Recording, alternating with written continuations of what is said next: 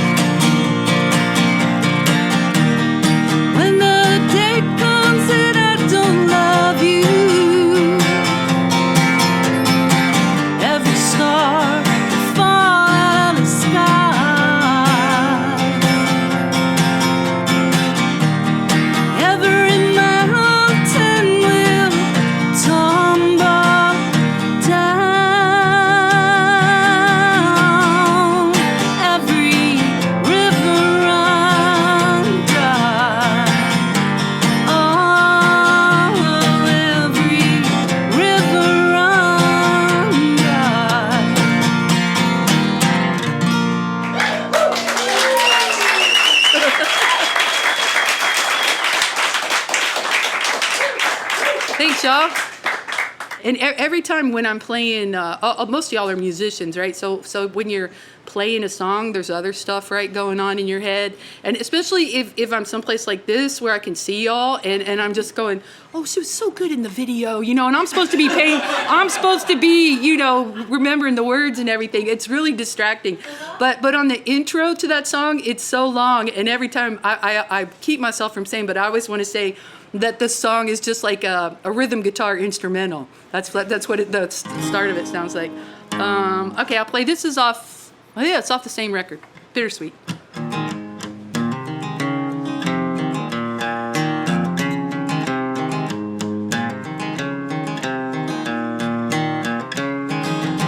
Well, I should be getting some sleep. I try, but I can't keep from picking apart everything that we said. Yeah, I shouldn't be running this maze, trying so hard to find a way to raise up the dead.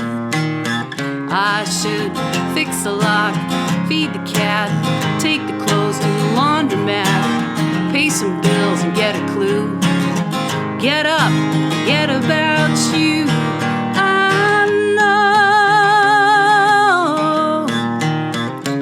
I know. Yeah, well, I shouldn't be spinning my wheels just to see how bad it feels, just to see how far I won't go. I should be breaking these chains, not dragging them around just to feel the pain. I never should have taken this road. I should fix the lock, feed the cat, take the clothes to the laundromat, pay some bills and get a clue. Get up, forget about you.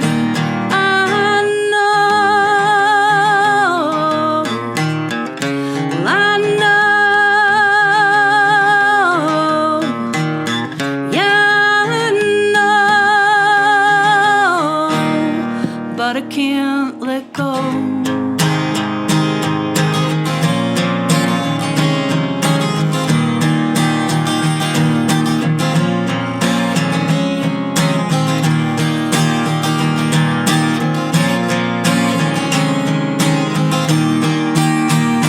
Well, I should fix the lock and feed the cat and count my blessings, all of that, and get a grip, get a clue.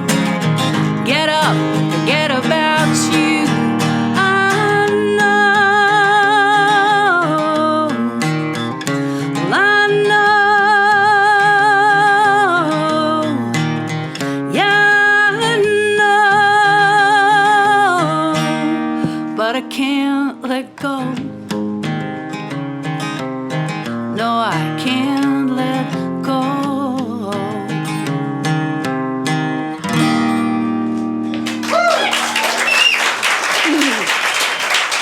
Thanks, guys. Oh my God. So how about Kim Richey, y'all? And Megan.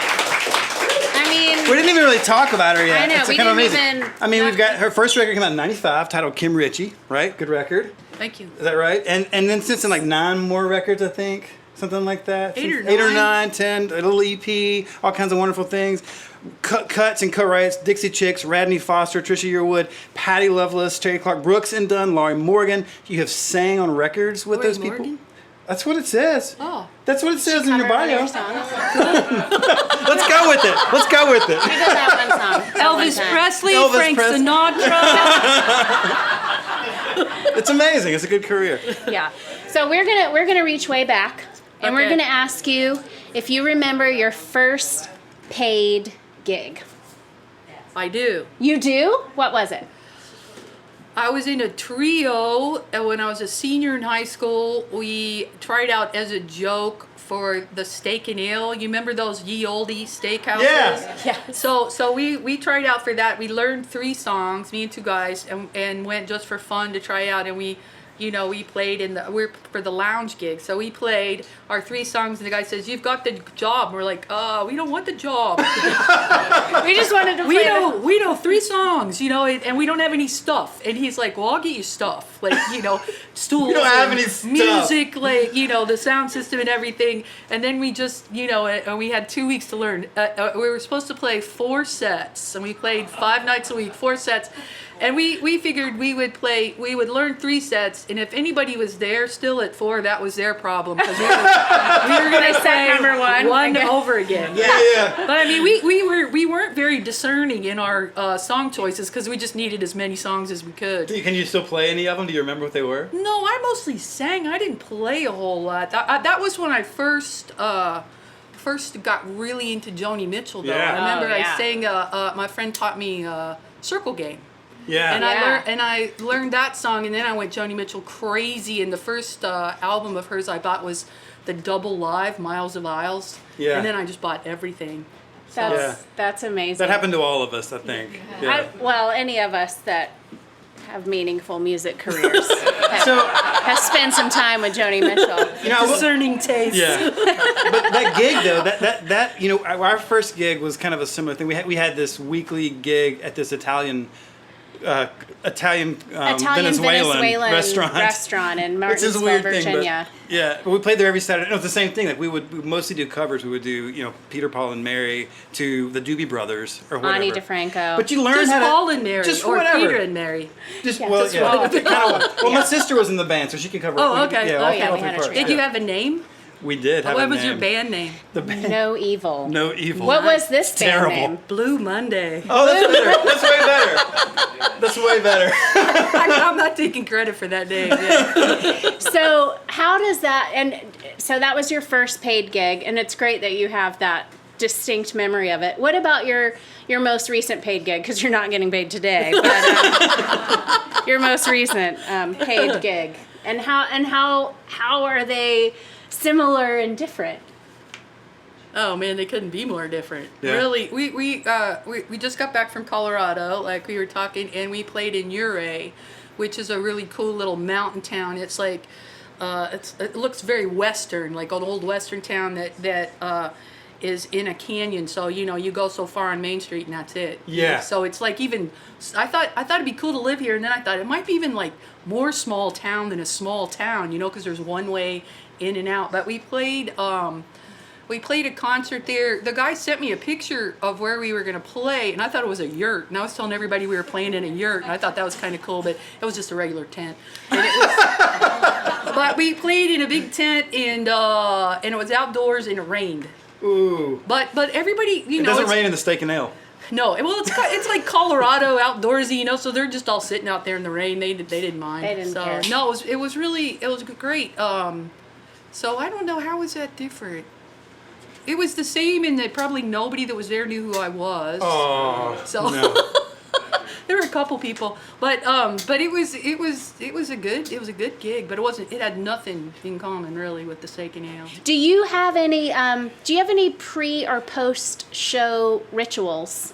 Anything you do right before you're getting ready to step out onto stage? You do? I stick a piece of gum in my mouth. Do you really? Do? Oh my God, you do! Secrets with Kim. Now we Richey. know. That's awesome. That's a good one. Yeah. How long have you been doing That's that? about it. Well, for a long time, I remember when I first got signed to Mercury, my publisher. See, I chew gum because if singers it keeps your throat Sure. moist. It has to be the sugarless. That's bad for you because that makes your saliva glands work. And but anyway, so it keeps your throat from drying out. So and I've never swallowed it. And so people always ask, "You ever swallowed your gum?" But when I first was signed to Mercury, my publisher was talking to the label head, Luke, and said, "Okay, so she shouldn't chew gum, right? She's not allowed to chew gum on stage." And he said, "Okay, you can chew gum as long as it's not that green one, the Yeah. extra green that you can that glows in the dark, that you can see it sticking out of your mouth." Color. So Yeah, it so might if be it's a teeth neutral, color. It could be Tooth color.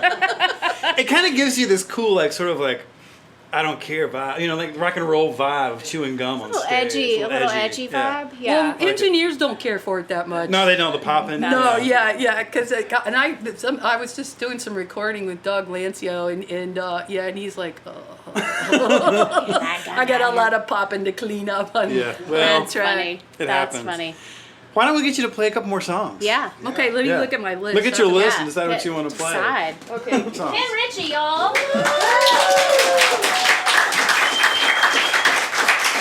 All right, let's see. This one.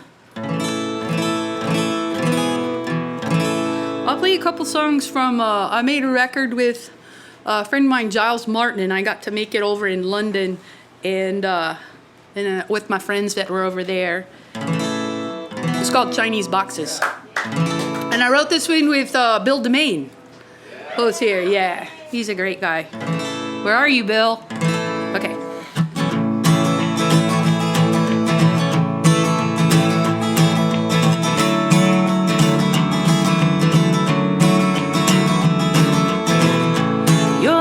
Chinese boxes, one inside the other,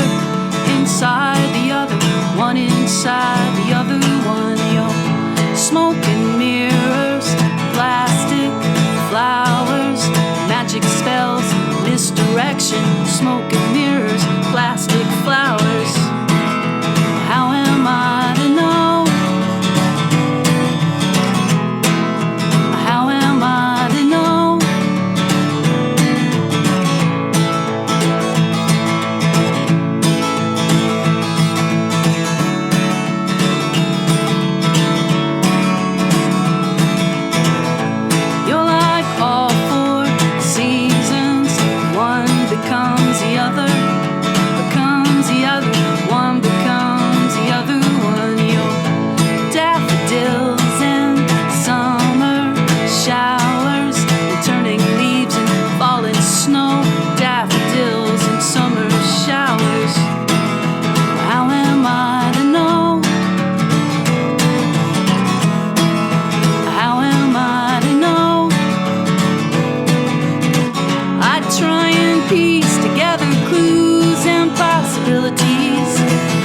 Trim them sometimes in shapes I think they're meant to be in. Still you get the best and whatever else is left of me. Still, how am I to know? How am I to know?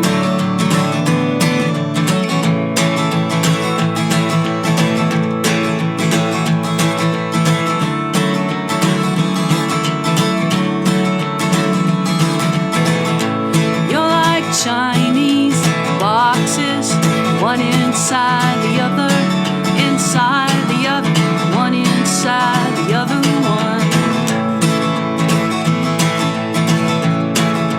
One inside the other, one inside the other one.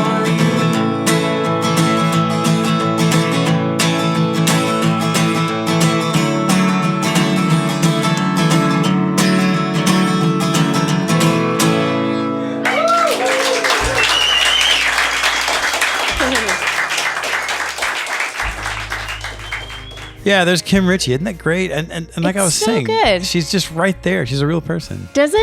She really feels like somebody you want to have a cup of coffee with. I know. And yeah, cup of iced coffee. Cup of iced coffee. Yeah, she's more into iced coffee, I guess. Yeah, but it's great. And we're getting ready to dive into our Gear Guys section. But first, we just want to talk about the Russell, the hotel in East Nashville. We love the Russell. It's a beautiful hotel right in the heart of East Nashville. They were untouched by the tornado. We can't believe it. It's insane. It is unbelievable. It is an extraordinarily beautiful property, 23 rooms. colorful. They've incorporated the stained glass. They've used Beautiful. some old church pews that they've turned into headboards for the king and queen size beds. They have a podcast booth in the lobby, and we're going to use that podcast booth this summer when we're there for the Wild Ponies trail ride and record the long ride with Wild Ponies right there from the Russell Hotel. That's going to be great, huh? Won't that be amazing? And the other thing I love about the Russell so much, and we mention this every week, is they have this program called Rooms for Rooms, in which they donate a pretty good chunk of all of the money they receive every night from the people who are staying at their hotel to charities that help folks who are experiencing homelessness. Give them beds, give them showers, take care of them a little bit. It's a great thing. That is a win-win-win all around. Supporting the Nashville tourism economy at Which this needs it right time now. is crazy. Getting to stay in a beautiful spot located in the heart of East Nashville and giving back to the local community. Yeah, Amazing. so check them out. Yeah. For sure. It's time for the Long Ride Gear Guide. Yes, the Long Ride Gear Guide, the part of the podcast where we take a product and we review it from a 1 to 5 horseshoe rating. It's something we're going to use either on our touring lives to play music or on our motorcycles because we love motorcycles. Today we're reviewing Headspace. That's right, Headspace, the mindful meditation app. You guys, as we mentioned, we're recording this in the middle of the lockdown of the global pandemic, and things get crazy, and your head gets real spinny. We've been using Headspace almost every day, and we love it. It's helping us kind of keep a little bit of perspective, and it helps us feel like it's going to be okay. It's going to be okay. It's going to be okay. And maybe it's not, but it helps us feel that way. Yeah. It's interesting, but I have found I've tried to start days with and without Headspace, and the days that I start with Headspace go a lot better. Not only that, it kind of helps me get into a creative space better if I need to. If I need to clear things out, clear the clutter out of my mind, little Headspace helps me out. Any kind of mindfulness meditation seems to be really an important thing in times like these. It can kind of help you get perspective and just kind of keep moving. So check it out, you guys. If you're feeling a little bit trapped in your homes and trapped in your head, give a little sweep up there with Headspace. How many horseshoes are we going to give it? I give Headspace a solid 4 horseshoes. 4. Yeah.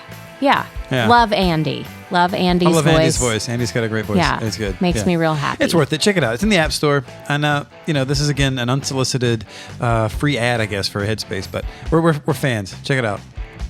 For now, let's drop back into one of our favorite places in the whole wide world. I wish we could go there today and spend some time with Frio and Emily. Let's go to the Bowery Vault and listen to some more of the amazing Kim Richey. This song was on. It was on an episode of Grey's Anatomy, and I didn't know that it was on there. And I was watching Grey's Anatomy one time, and I was like, "Hey, that's me. I like it." All right.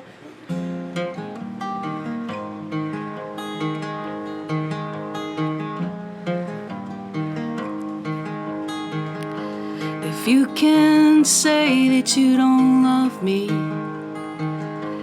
if you can look me in the eye and say that you don't love me, I can say goodbye.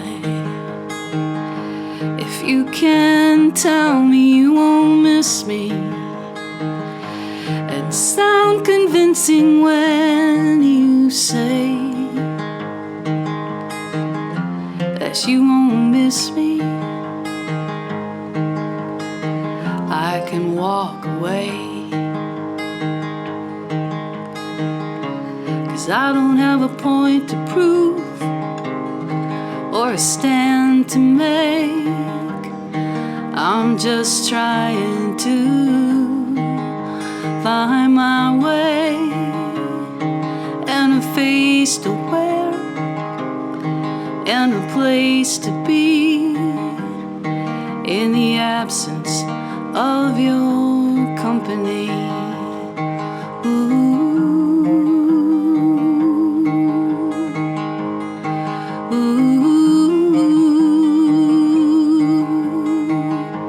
If you are better off without me, if you truly do believe you are better off without me. That's how you should be. 'Cause I don't have a point to prove or a stand to make. Well, I'm just trying to find my way and a face to wear and a place to be in the absence of your company. Ooh.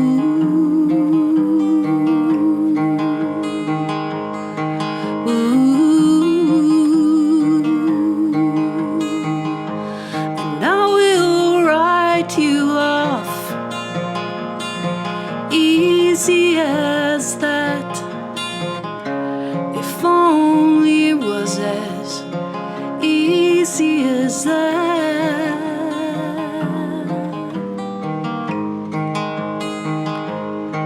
Ooh.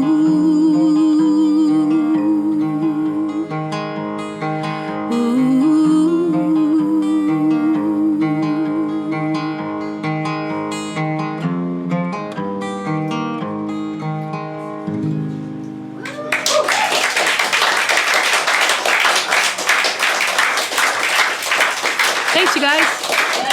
Oh my goodness. That's a song. That is a song. Let's hear it for the musical director of Grey's Anatomy. Yeah, how about that? And this is like a lesson in songwriting right here in the flesh. Like we're always talking about putting in more things you can stub your toe on and those specific rich details that put you in the story, and you do that so Thanks, man. beautifully. Thank you. Yeah. You have a quote, even on your website, you, in your bio, you have a Harlan Howard quote where you say, this is actually your quote talking about Harlan Howard. You say, Harlan Howard said, and maybe I've taken it too much to heart, it's always more believable if you sing it in the first person.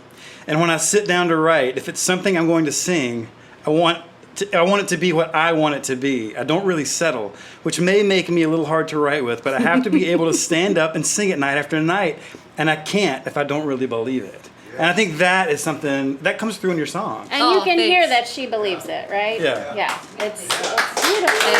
Thanks, guys. Thank you. Yeah. Would you talk for a minute about your relationship with your fans? How you feel that relationship is? How do you? Yeah. How do you? Do you know who they are? I haven't slept with any of them. Good on you. Well, I've got people that come and play with me, you know, like friends, guitar players, and different players. They're like, your fans are so nice. Yeah. Like they're all they're all really nice people, and I stay after all the shows and talk to people and stuff, and I have people that have been coming like since the first record. Mm-hmm. So it's that they, and people that have become friends and everything. But I have really nice, great fans. Yeah. We always say that we tend to make better friends than fans. Yeah. Sometimes for the same kind of reason. For the same we make ourselves accessible after shows. Like that's part of what we're doing here is connecting with the world. So yeah, I think it's I really enjoy doing that. It's hard doing that because that takes a lot out of you if there's a lot of people that want to talk afterwards, because it's physically hard on your voice, and then just after the show's over it's like, oh. I mean, if you've got energy after the show, you didn't do it right. Right. Yeah. How about, because you came into the music industry, you released your first record in 1995, a very different time. Mercury, right? In the industry. Mm-hmm. So how is your relationship with the industry different now than it was in 1995? Well, that record, we went to country radio. They weren't having it. I was suspect because I remember there was one interview where I drank iced coffee and I was like, oh, you're not country. That's too cosmopolitan. I was like, wow, really? But anyway, it wasn't a great fit. I mean, it wasn't because I wasn't into it because I went to the the fanfare, and my first fanfare was like when they had it over the fair at the fairgrounds, right? And you sat in a booth and you had like little headshots that you would sign for people, and they I had a big line. I hadn't even have a record out yet, but nobody cared. They just wanted to get a signature from somebody. But it was like all your aunts had come to see you. It was just like they were so sweet. All the people were so sweet. I was like, I can do this. These are nice folks. But yeah, the radio people weren't having it. That's funny. I wonder, and this is total speculation here, but one of the things that I connect to with your music is you write very vulnerable songs. Like your characters in your songs are vulnerable. You in your songs are vulnerable, but not powerless. It's not a navel gazing downtrodden powerlessness. It's like a powerful vulnerability, which I really connect to. But I wonder if that could be intimidating to some folks. Industry in particular. Industry maybe. people. Yeah. Just speculating. I don't and know. We'll probably cut that out of the podcast. Because we're all still trying. That was awesome. Well, and funny. you also, so there are a lot of musicians in the audience tonight, and you have a wonderful reputation among songwriters and players in Nashville and beyond. Well, but thanks. how do you feel about your relationship with your community? You say that sometimes you might be hard to write with, but how do you feel about, like, what do you do to nurture the relationship with your community of writers and artists? That's the hard thing for me with touring and everything. I bet you guys are the same, and it's really hard to stay connected because you're just we're gone all the time, and then when I come home, I just don't want to do anything. Yeah. I know. A lot of times, but that's why I love writing with people, and only after all these records I made, the last record was the first time that I wasn't asked, so you write a lot with other people. Like, that's a really bad thing, and I can't do it myself, so I have to write with all these other people. But I love writing with other people. Yeah, it's a blast. What are you doing next Tuesday? Yeah. I'm going to my parents.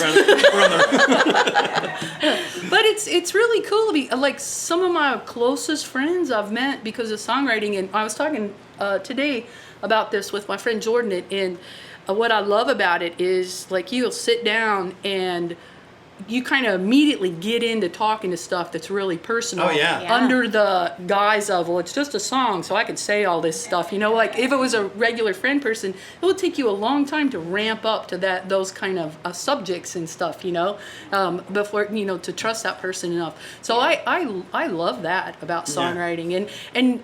And when else do you just sit in a room with nothing else? You're not at the movies, you're not watching a TV show, you're just sitting in a room for hours with somebody, just talking. It's an amazing thing. Yeah, it's awesome. It's so exciting! Yeah, there's nothing. The thing I love about song, we do a lot of teaching, and I always point out that you start, there's nothing. Nothing exists. There's like nothing, and then you have a song. And it's a real thing you can put in the world. It's magic. It's like real magic. Yeah. Like the real magic. Alchemy. It's amazing. When you write with somebody else too, another thing I love is, like, when I write a song on my own, I'll finish it and it's like, I don't know, is this any good? And then when you write a song with somebody else, you're both there and you're like, hey, yay for us. You're ramping each other up. Yeah, a little bit. Yeah. then you have somebody to share that with. I think is really cool. Well, play us a couple more. Okay. Yeah. And then we're going to come back for the speed round. Our favorite. Should I be afraid of the speed round? Yeah, No. Well, since we were talking about Nielsen, I'll play a song that Nielsen and I wrote.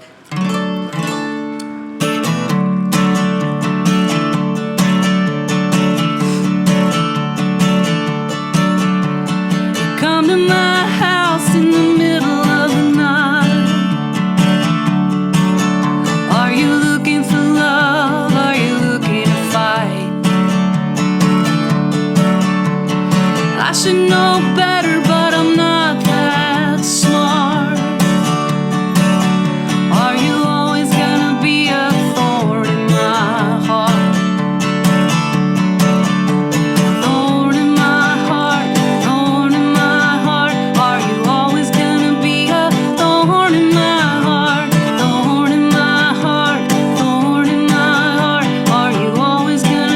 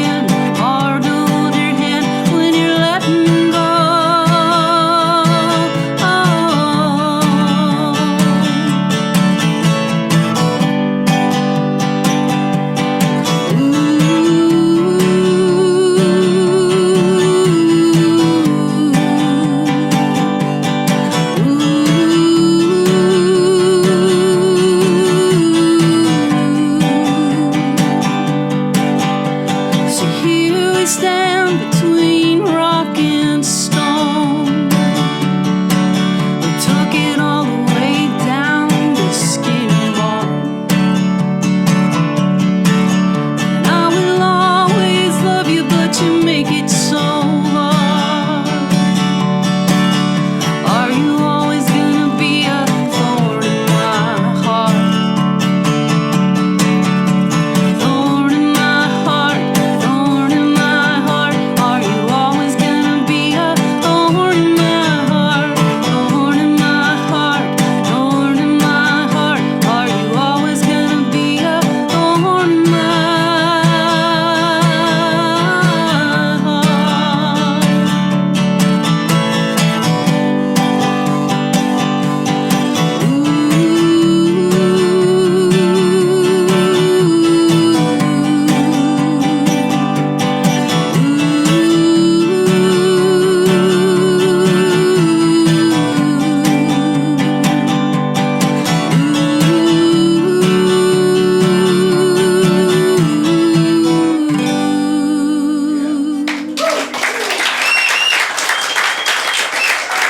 Thanks, guys. So I love this round of interviews. Okay. This is called our speed bump. Okay. You can't even think about it. You just got to go with your gut, Kim. Go with your gut. Okay. Sunrise or sunset? Rise. Rise. No, changing. Set. Set. Sunset. Okay. Yeah. Pen or pencil? Pencil, totally. Because you got to change your answers sometimes. Yeah. I like being able to erase. Fly or drive? Oh, drive, totally. Yes. Ah, rivers or ocean? I'll take a river Interesting. Last year or next year? next year. Brooks or Dunn? I'm sorry, we put that on there. You know this? What's this? Done. Okay. Okay. Yes or no? Yes. LA or London? London. Yeah. Fill up before or after the gas light comes on in the car? Before. Before. Wow. Prepared. Oh, that's too stressful. Oh, man. See? Yeah, I don't want to be stressed out. Starbucks or Dunkin' Donuts? Duncan. Ah, Duncan, good choice. I mean, the accent kind of goes with the Dunkin'.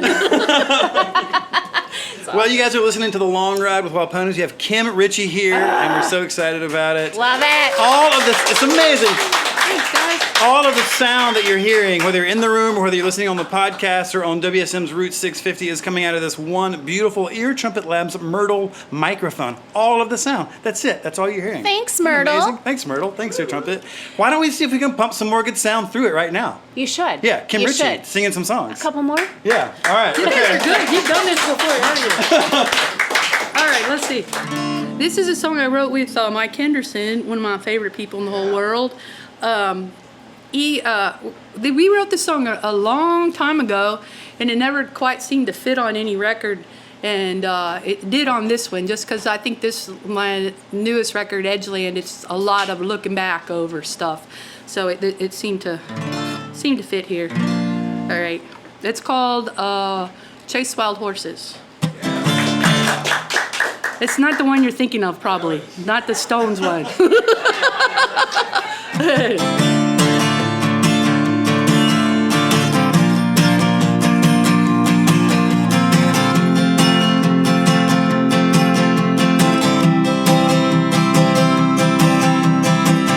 Back in the day, I used to run my share of wild.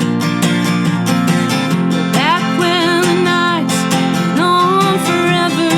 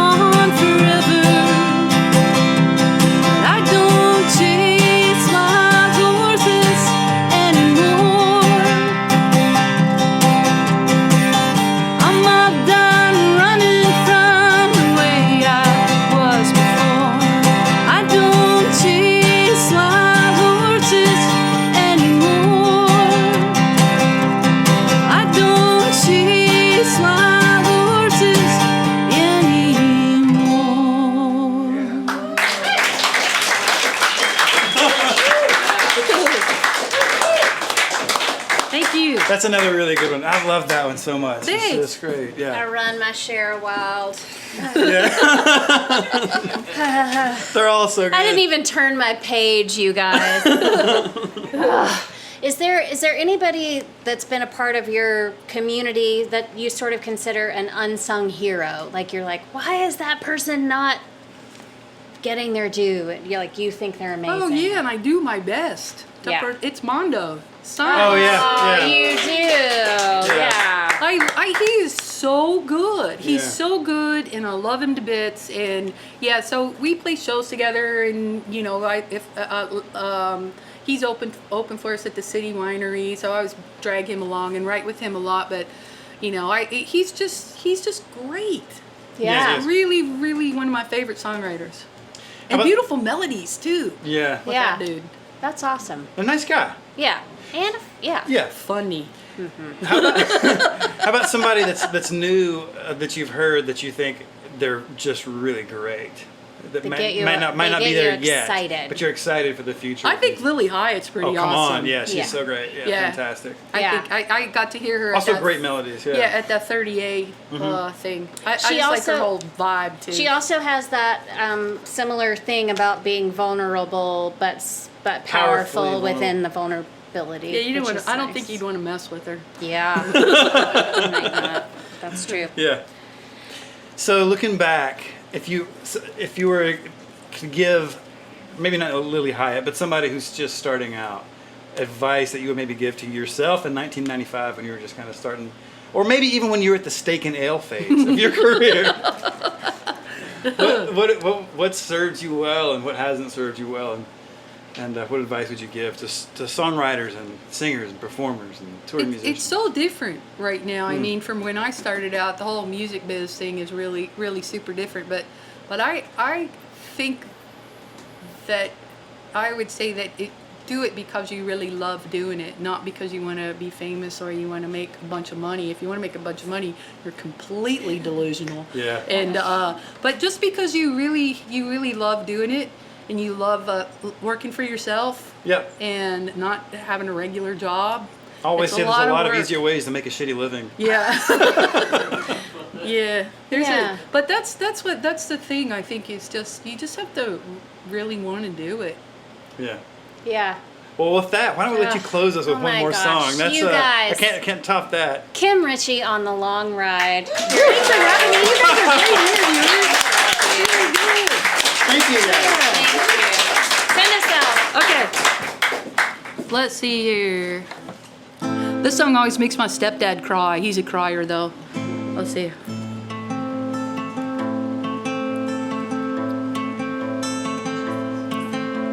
Well, it's not hard to see.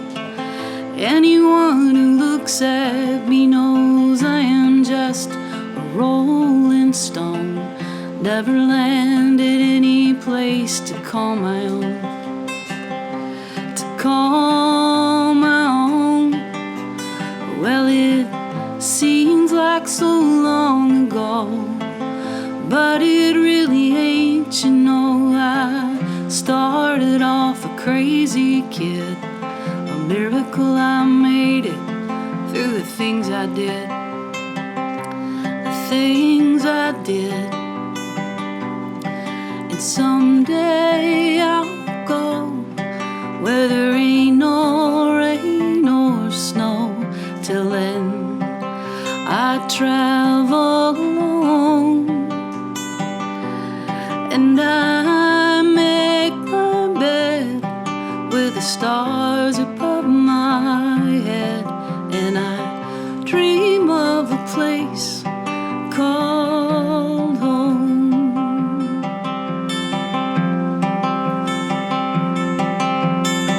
I had a chance to settle down, get a job and live in town, work in some old factory.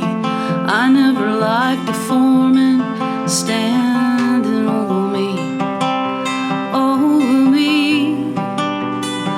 Oh no, I'd rather walk a windy road, rather know the things I know and see the world with my own eyes.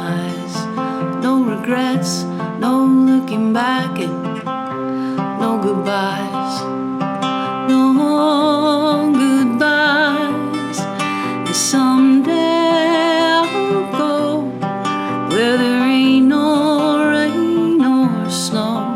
Till then I travel alone, and I make my bed with the stars above my head, and I dream of a place called home.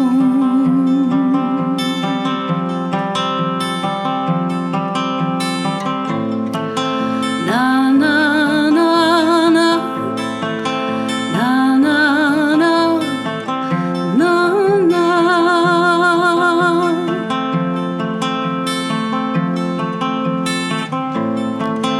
Na na na na, na na na, na na,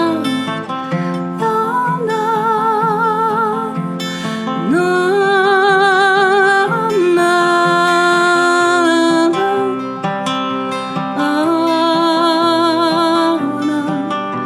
Yes, someday I'll go where there ain't no rain or snow.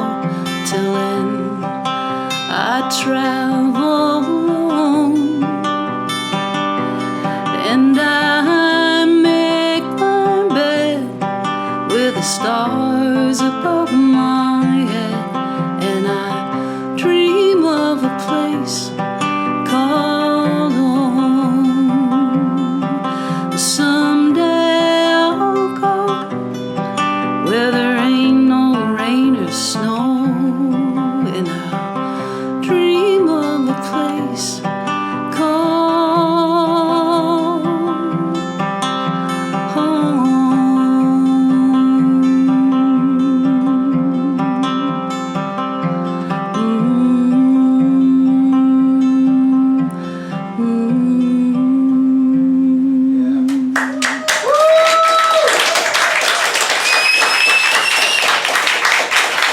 Thank you, guys. Thank you.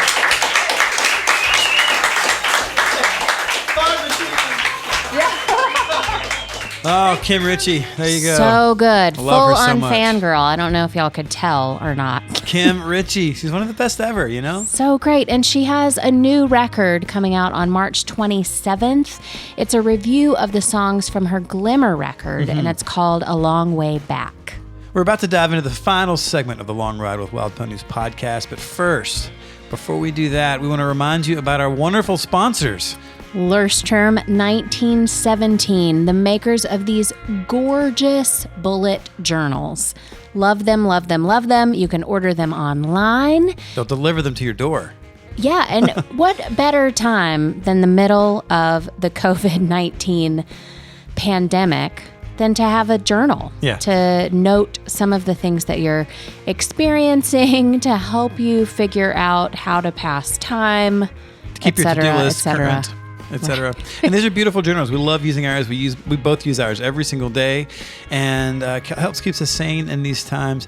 They have a wonderful slogan, Denken mit der Hand, which is thinking with the hand in German. I love that slogan. It's so great. It's so great. You just keep so the great. hand moving and get things out, and it's just a great way to keep your head clear as well. I'm really into clearing heads lately. Yeah. Keeping my head clear. Yes, It's a thing. It's a theme. And they also come in an array of beautiful colors. So if you're needing something to just bring a little color and sunshine into your life right now, might we suggest a Lurstrom 1917 bullet journal? Check them out. And so now for the final segment of the Long Ride with Wild Ponies podcast, time for the creative prompt. And don't tell me you don't have time for this right now, because I know that you do. That's true. Your creative prompt comes straight from the final song Kim Richey laid on us in this episode. It's called A Place Called Home. A place called home, a place we're spending a lot of time. A place, we have a new home, a new place called home right here in Rainbow Terrace. So it's on our minds a lot. So take that, a place called home, take that prompt and go create something. Make a recipe, make a postcard, make a painting, write a poem. do a dance, make a soup, whatever. Whatever. And tag it on the socials with #PonyCast. And we would love to see what you come up with. Be a part of the creative community. You know you can do it. And if you've enjoyed this episode and you want to listen to the longer version, you want to hear the full long version where there are more songs and more interview with Kim Richey, check out our Patreon, patreon.com/wildponies. And for just $1 a month, you can get the full extended version of each and every podcast from season 1. It's really fun. We also do cover songs of all the artists we have on there. So it's really a fun thing to check out. It's great. Hey, thanks so much to WSM Route 650 for having us on. Thanks so much for you guys for listening. If you like what you're hearing, check us out on Apple Podcasts. Give us a 5-star review. We'd really appreciate it. Thanks so much to the Russell Nashville and Lurstrom 1917 for sponsoring season 1 of The Long Ride with Wild Ponies. If you want to know more about us, wildponies.net. That's about it for now. Y'all be good. Take care. Bye.